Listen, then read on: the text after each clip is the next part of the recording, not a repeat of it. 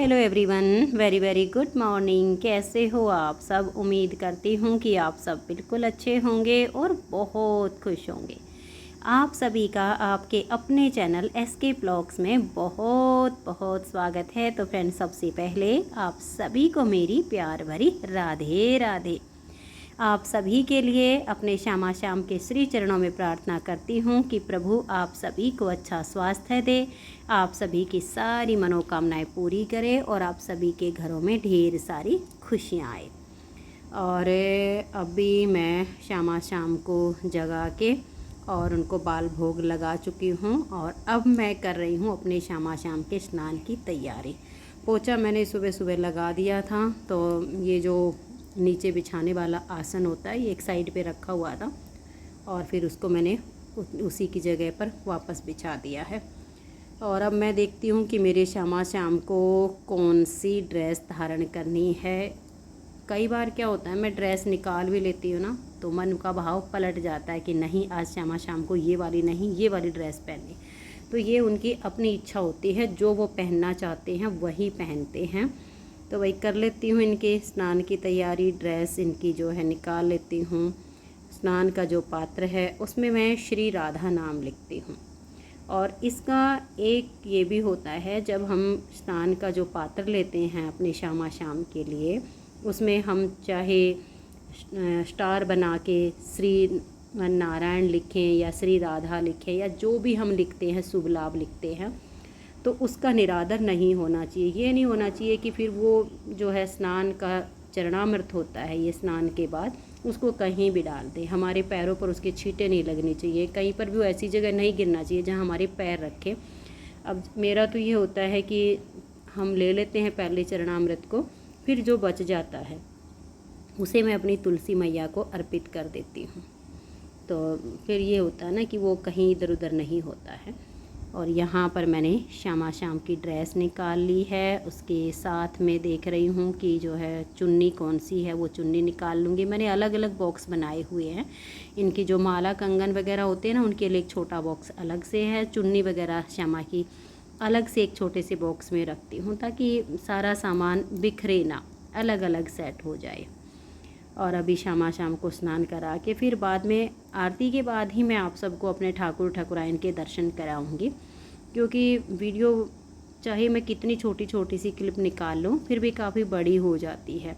कई कई दिन में मेरा रूटीन जो है शेयर हो पाता है, रोज़ रोज़ हो भी नहीं पाता है। और ये देखिए, आज श्यामा श्याम ने ये गोल्डन कलर की ड्रेस पहनी है। मैंने इससे पहले दूसरे वाली ड्रेस निकाली थी, लेकिन अंदर भाव आया कि नहीं, आज ये वाली नहीं, हमें तो ये वाली ड्रेस पहननी है। तो मेरे श्यामा श्याम आप सबको कैसे लग रहे हैं, आप सब मुझे कमेंट्स करके ज़रूर बताइए। मुझे तो मेरे श्यामा श्याम की जोड़ी बहुत सुंदर लग रही है। और मेरे श्यामा श्याम के श्री चरणों में राधे राधे लिखकर अपनी हाजिरी भर लीजिए। और ये वीडियो आप सबको मिलेगी 10वीं तिथि में, यानी ज्येष्ठ माह का जो दशहरा है, जिसे हम गंगा दशहरा भी बोलते हैं, उसके दिन। और एकादशी का जो व्रत रखा जाएगा वो 18 जून को रखा जाएगा। वैसे एकादशी 17 जून को भी है, लेकिन 17 जून को सुबह सुबह एकादशी शुरू नहीं होती है। और फिर 18 अगस्त को भी एकादशी है। और हम जो एकादशी का उपवास रखते हैं वो द्वादशी में पूर्ण होता है, यानी द्वादशी युक्त जो हम एकादशी होती है उसका व्रत रखा जाता है। तो 18 को निर्जला एकादशी का उपवास रखा जाएगा और 19 जून को उसका पारण होगा। और ये देखिए, अभी आरती के बाद मैं अपना लग गई हूँ खाना बनाने की तैयारी में। और आज मैं बनाऊंगी घिया की सब्ज़ी। ये जो गोल वाली घिया होती है ना, कुछ लोग उसको कद्दू भी बोल देते हैं, बट हम उसको घिया ही बोलते हैं। गोल वाली और लंबे वाली, दो टाइप की घिया होती हैं। तो अभी मैंने घिया छील ली है और इसको साबुत को ही धो लूँगी मैं। घिया होती है ना, उसको इसी तरीके से छील के साबुत को धो के और फिर काटती हूँ। काटने के बाद फिर मैं घिया को नहीं धोती हूँ, क्योंकि काट के जब हम धोते हैं ना तो सब्ज़ी में जो भी गुण होते हैं वो पानी में निकल जाते हैं। तो घिया का मेरा ऐसा ही होता है, तोरई का भी ऐसा ही होता है। छील के साबुत को धो लेती हूँ अच्छे से, फिर मैं उसको काट के उसकी सब्ज़ी बनाती हूँ। और डॉक्टर्स भी यही कहते हैं कि हरी सब्जियों को जो है साबुत को ही धो लेना चाहिए छील के, और फिर काटने के बाद नहीं धोना चाहिए, वरना उसके जो भी गुण होते हैं वो सारे पानी में निकल जाते हैं। तो वही अभी सब्ज़ी काट के सब्ज़ी में छोंक लगा दूँगी। और सुबह का इतना सा ही रूटीन शेयर करने में देखो वीडियो जो है लगभग 6 मिनट के करीब पहुंच जाती है। वैसे तो सुबह सुबह काम इतने होते हैं, अगर मैं रूटीन सारा शेयर करूँ ना तो कई वीडियो बन जाएंगी एक दिन में ही, और रोज़ रोज़ मैं क्लिप निकाल भी नहीं पाती हूँ। सोचती हूँ हर रोज़ हूँ कि चलो मैं यहाँ से वीडियो की स्टार्टिंग करूँगी, बट नहीं हो पाता है। और ये है अभी शाम के 6:30 बजे का टाइम।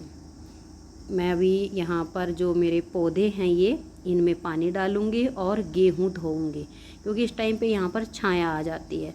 सुबह सुबह तो जैसे ही सूरज निकलती है तो इतनी तेज़ धूप होती है, पूरी छत पे धूप होती है, यहाँ खड़ा भी नहीं आ जाता है।